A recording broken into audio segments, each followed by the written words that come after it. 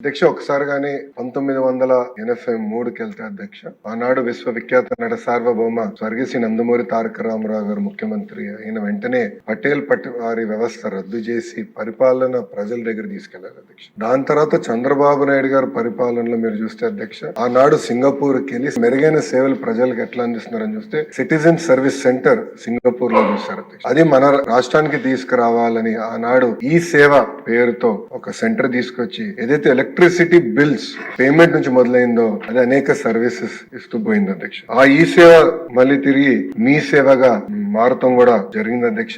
ఆ తరుణంలో కూడా చంద్రబాబు నాయుడు గారు ఎప్పుడు ప్రజల వద్దకు పాలన, ప్రజల దగ్గరికి వెళ్ళాలి, ప్రజల సమస్యలు తెలుసుకోండి అని పదే పదే ఆనాడు గౌరవ సభ్యులందరికీ చెప్పినట్లు నేను తెలుసుకున్నాను అధ్యక్ష. అధ్యక్ష చాలా మంది రోజు స్టాన్ఫర్డ్ గురించి చెప్పారు అధ్యక్ష. నేను బలంగా నమ్మేది ఎంబీఏస్ ఫర్ ఇండియా, బట్ పాదయాత్ర భారత్ కోసం చాలా చాలా అవసరం అధ్యక్ష. ఎందుకంటే ఎంబీఏ ద్వారా టెక్నాలజీ నేను తెలుసుకున్నా కానీ ప్రజలు ఎదుర్కొన్న సమస్యలు నేను నేరుగా పాదయాత్ర ద్వారా తెలుసుకున్నా అధ్యక్ష. అధ్యక్ష ఇక్కడ ఉన్న చాలా మంది గౌరవ సభ్యులు నాతో నడిచారు అధ్యక్ష. కొంతమంది నా స్పీడ్ అందుకున్నారు, కొంతమంది నాకన్నా స్పీడ్ గా నడిచారు, కొంతమంది నాకన్నా స్లోగా నడిచారు. బట్ అందరిని నడిపించాను అధ్యక్ష.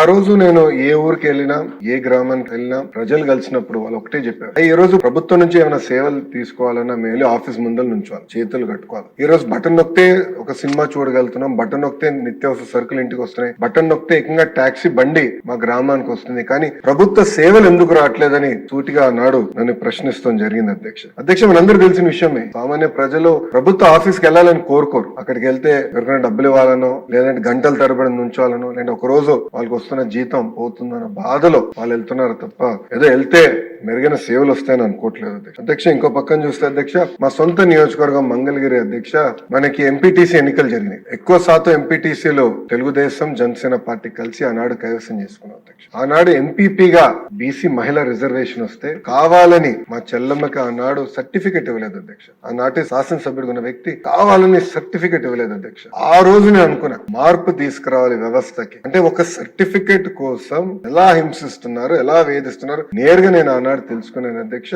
అక్కడి నుంచి మొదలైంది ఈ ఆలోచన అధ్యక్ష. అధ్యక్ష మీరు కూడా మొన్న చెప్పారు మంచి విద్య అందించాలి, డబ్బులు ధనవంతులకి, పేద కుటుంబాల పిల్లలకి నాణ్యమైన విద్య అంటే ఈక్వల్ గా ఉండాలి విద్య అని మీరు చెప్పారు. అది ప్రభుత్వం అందిస్తున్న సేవ అంటే సర్వీసెస్ లో కూడా అదే విధానం కొనసాగించాలి, నడిపించాల్సిన అవసరం ప్రభుత్వం పైన చాలా చాలా ఉంది అధ్యక్ష. అధ్యక్ష నేను మంచి పరిపాలన అంటే ఏంటనే దానిపైన చాలా ఆలోచించాను అధ్యక్ష. అప్పుడు నాకు అర్థమైంది ఏంటంటే విజిబుల్ గవర్నెన్స్, ఇన్విజిబుల్ గవర్నమెంట్. అంటే ప్రభుత్వం కంపడకూడదు కానీ పరిపాలన కంపడాలి. ఎక్కడ చూసినా పరిపాలన ప్రజల జోబులో ఉండాలనేది ఆనాడు ఆలోచించాను అధ్యక్ష. నేను బలంగా నమ్మేది ప్రజల రోజువారీ జీవితంలో ఒక పక్కన అధికారులు, ఇంకో పక్కన రాజకీయ నాయకులు ఉండకూడదు అధ్యక్ష. కరెంట్ బిల్లు మన పాత్ర ఏంటి, అంటే కాస్ట్ సర్టిఫికెట్ లో మన పాత్ర ఏంటి, బేసిక్ సర్వీసెస్ నేరుగా ప్రజలకి అందజేయాలి అన్న ఆలోచనతో మొదలైంది ఈ కార్యక్రమం అధ్యక్ష.